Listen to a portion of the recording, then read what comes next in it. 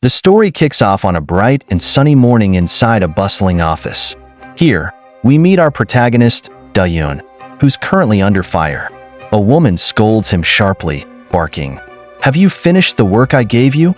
Caught off guard, Dayun hesitates before admitting he hasn't done anything yet. Her glare sharpens, and she launches into a full-on rant, leaving Dayun simmering with frustration. Her name?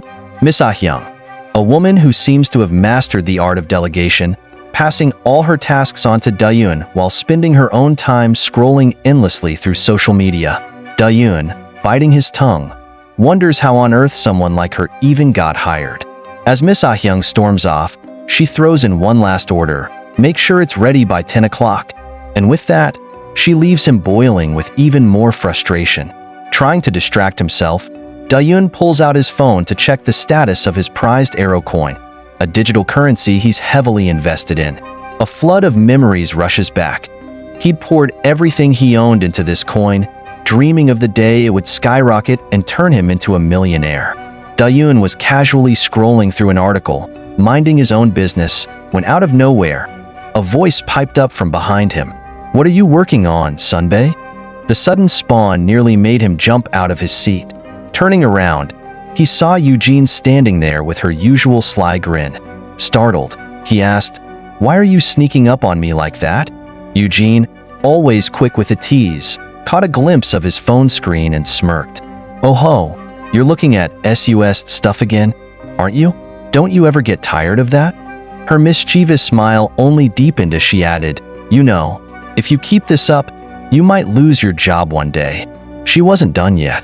"If you're at work, you're supposed to work, Sunbae. Not read dirty webtoons.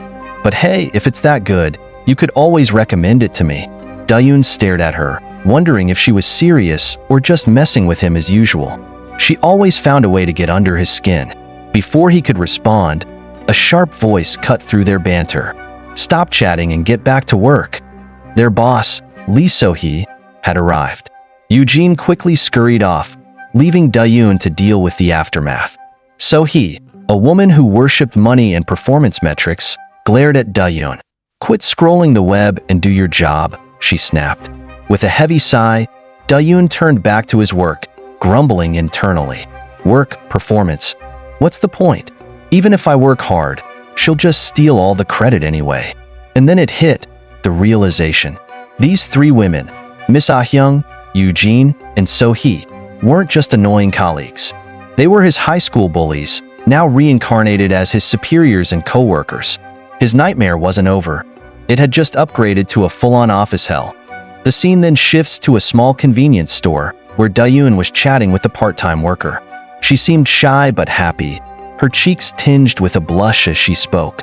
"Working here is so fun," she said softly, "because I get to see you, Dayun." Before he could respond, she gently grabbed his hand, her enthusiasm shining through. "Have a great day. I'll keep supporting you." "You've got this," she exclaimed, leaving him both flattered and a bit awkward. Back in the office, the atmosphere was the polar opposite. The trio of torment, Miss Ah-hyung, Eugene, and So-hee, were laughing and chatting among themselves, completely ignoring their workload. Meanwhile, Dayun was stuck at his desk, grinding through tasks. He glanced at them, his frustration simmering. "They just fool around all day while I'm drowning in work." The thought of quitting crossed his mind again. But reality hit just as quickly. With only a high school diploma to his name, finding another job wasn't exactly a walk in the park. He sighed, feeling the weight of his situation. Suddenly, a notification popped up on his phone. His eyes widened. It was an alert from Arrow Coin. The value had plummeted, down by 50%. Panic set in immediately as sweat dripped down his forehead. Desperately, he opened the app to sell his coins before the damage got worse. But, as if fate had other plans, Miss So-hee appeared out of nowhere. "Put the phone down and get back to work," she barked, marching over to him. Dayun froze, caught between her scolding and his financial crisis. When he hesitated, So-hee made her move, reaching out to snatch the phone from his hands. In the struggle, the phone slipped and hit the ground with a thud. Heart racing, Dayun scrambled to pick it up, praying it would still work. But when he pressed the power button, His worst fear became reality. The phone wouldn't turn on. He stared at the blank screen, helpless as his financial dreams crumbled before his eyes. Later that evening, Dayun was sprawled out on the floor of his tiny apartment, staring blankly at the ceiling. The weight of his loss pressed down on him like a boulder. 70 million won, gone, he muttered to himself, the reality sinking in. He could have been a millionaire. Could have. If only that damn Sohee hadn't interfered. The frustration bubbled up until he couldn't hold it in any longer. He sat up, tears streaming down his face, and screamed, "I'll get revenge. Revenge on those girls." "Keep it down," his neighbors shouted from the other side of the wall, making him slump back onto the floor. Defeated, he started sobbing quietly, cursing his fate. Just then, his phone rang, snapping him out of his misery. The caller ID flashed the name of his crazy friend, the guy everyone called Batshit Crazy. Reluctantly, Dayun answered. "Did you sell the coin?" The guy screamed into the phone.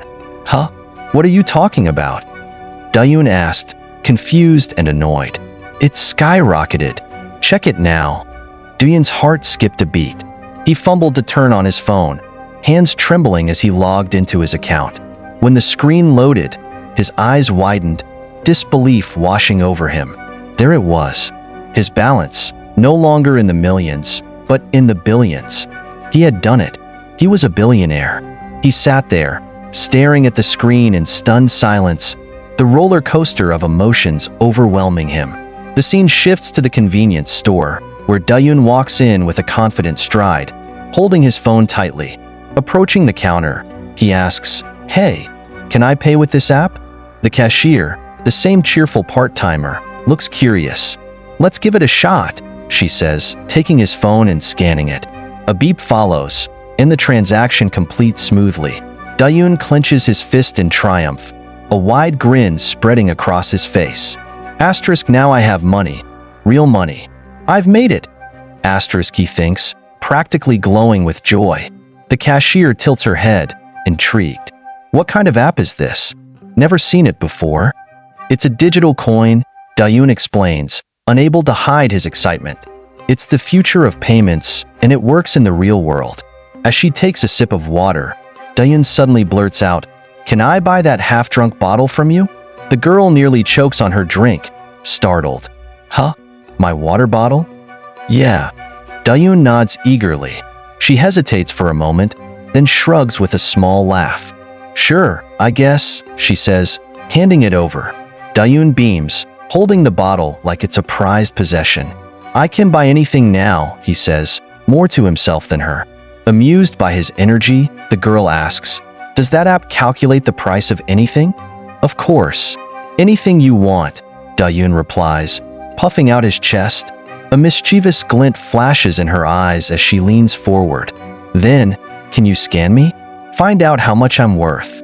Dayun freezes, the question catching him off guard.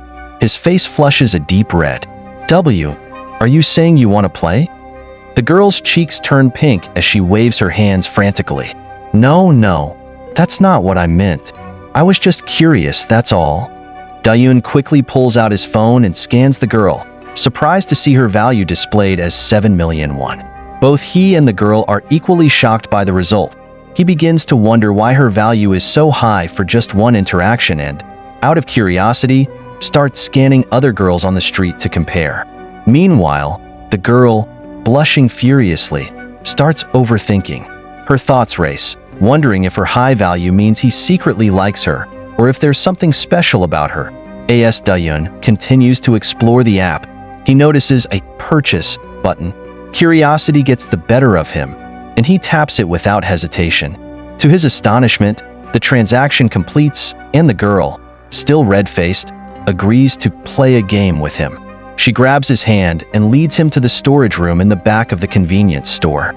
Dayun can hardly believe what's happening. His thoughts spiral. Is this really happening? Is this real life or some wild dream? Having never dated anyone, he feels unsure about what to do. But as he looks at her standing before him, it made his toy arise. The girl looks at Dayun with a hint of nervousness and asks softly, "What should I do now?" Our boy, his mind racing and his heart pounding. hesitates for a moment before awkwardly suggesting, "Maybe. Start with your mouth?" The girl nods shyly, her face flushing as she steps closer to him. Doyun's breath hitches as she closes the gap between them. His heart feels like it might burst out of his chest. Before he can process what's happening, her lips press gently against his. The kiss is tender, yet filled with unexpected warmth. Doyun, overwhelmed by the intensity of the moment, found himself unable to hold back any longer. His thoughts raced, and all he wanted was to fully immerse himself in the game with her. Sensing his eagerness, the girl glanced down, her curiosity piqued. When her eyes fell upon the toy, her cheeks turned an even deeper shade of red. Doyun's toy turned out to be quite the legendary item. So much so that the cashier girl, with her playful energy, started interacting with it like a curious cat. However, being a beginner adventurer in this particular game, she accidentally used her teeth attack on the toy.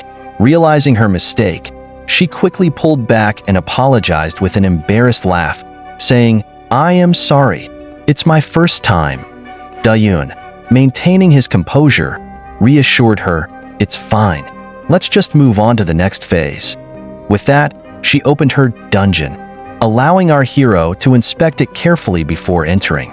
Armed with his mythical SSSR-grade Excalibur, he cautiously navigated the dungeon.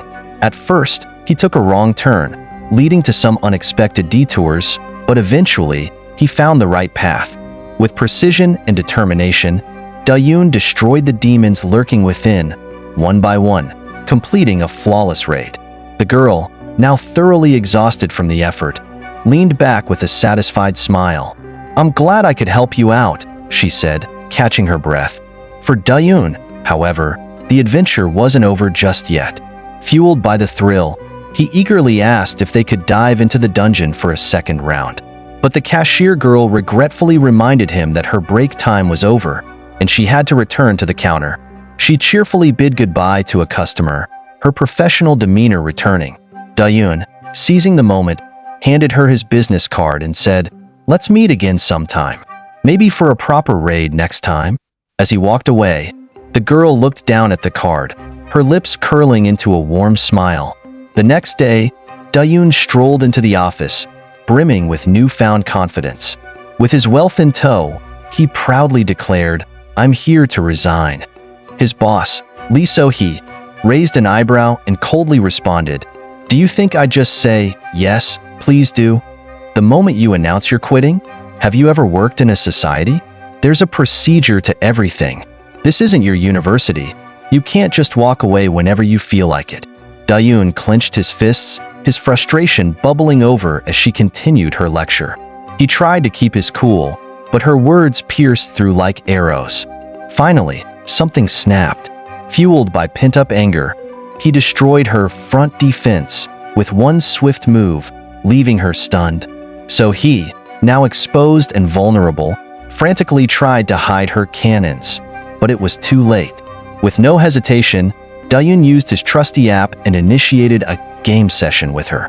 The tables had turned, and for once, he felt in control. Suddenly, he jolted awake, snapping back to reality. It was all just a dream, a wild, adrenaline-fueled daydream fueled by his frustration, back in the real world. So he calmly signed his resignation letter, handing it over with a smirk. "Good luck out there," she said, sending him off. Doyun walked out of the office, his thoughts racing. Now that I've resigned, what should I do? Buy a house? A car? Start a new life? Just as he was lost in his musings, his senior called out teasingly, "Hey, are you just going to disappear without saying goodbye?" He turned to her, visibly annoyed. "I'm leaving now, so stop talking to me like that. I'm not your punching bag anymore." The girl, shocked, raised an eyebrow. "Huh? Have you completely lost it after quitting your job? If you're lacking in education, at least make up for it with some common sense. You have nothing going for you. What? Did you hit the lottery or something? And that's rich coming from someone who always went to the convenience store because they couldn't afford proper meals. Ha ha ha." Doyun, his patience wearing thin, waved her off angrily. "Yeah, I have a lot of money now. Do you need some?" Without waiting for her to reply, He pulled out his phone, opened his app, and scanned her with a smirk. Let's see what kind of dungeon raid you're hiding. That's all for today, guys. If you enjoyed the video, don't forget to leave a like and share your thoughts in the comments. And please, hit that subscribe button. It really helps keep us motivated to bring you more exciting manhwa content. Thanks for watching, and I'll see you in the next video.